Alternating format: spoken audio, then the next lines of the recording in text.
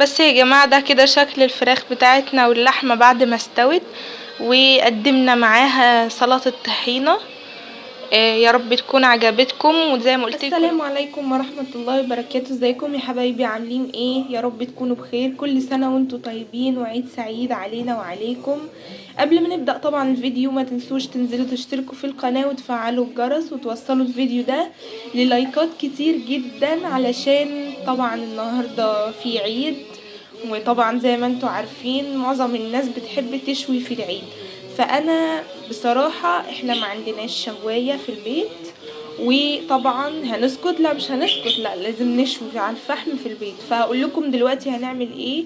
انا معايا هنا فراخ، قطع فراخ متبلة ومتقطعة شرايح ولحمة، وهقول لكم دلوقتي انا تبلتها. بصوا يا حبايبي انا تبلتها بايه. بصلايه مبشوره وطماطمايه مبشوره، وعليهم ملح وفلفل، معلقتين ملح وفلفل صغيرين، وعليهم ليمون وخل وكوبايه زبادي. بس دي يعني تقريبا اسهل حاجه. انا مش ما حبيتش ان انا احط بهارات وكده كتير علشان ما تضيعش طعم اللحمه والفراخ.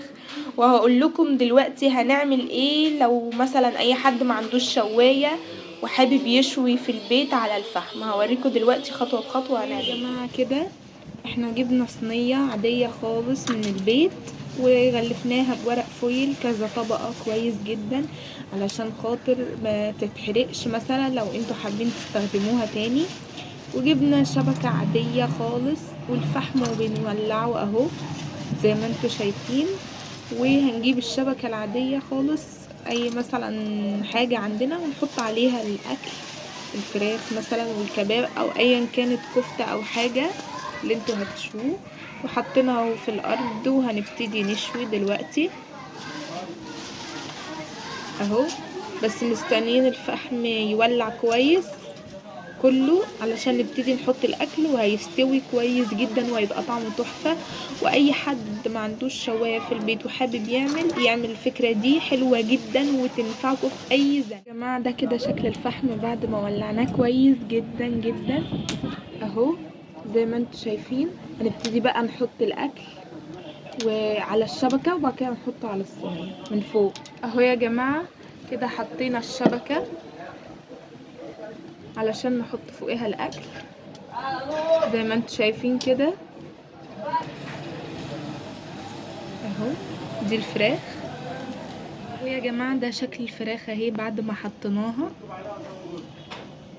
ولسه هنحط اللحمه بس بعد ما الفراخ تخلص يعني اهي زي ما انتوا شايفين كده.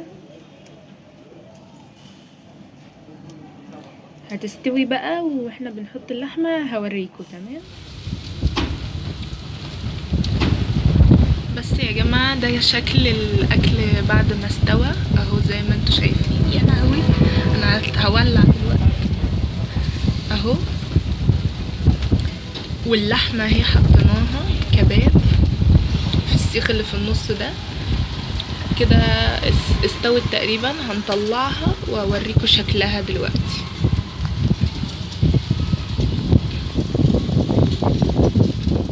بس يا جماعه ده كده شكل الفراخ بتاعتنا واللحمه بعد ما استوت، وقدمنا معاها سلطه طحينه.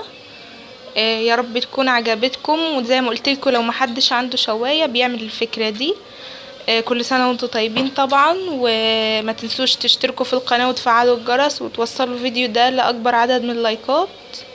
تكتبوا لي في الكومنتات ايه افكار الفيديوهات اللي انتوا حابين ان احنا نعملها لكم. بس ونشوفكم في الفيديو الجاي، وباي باي.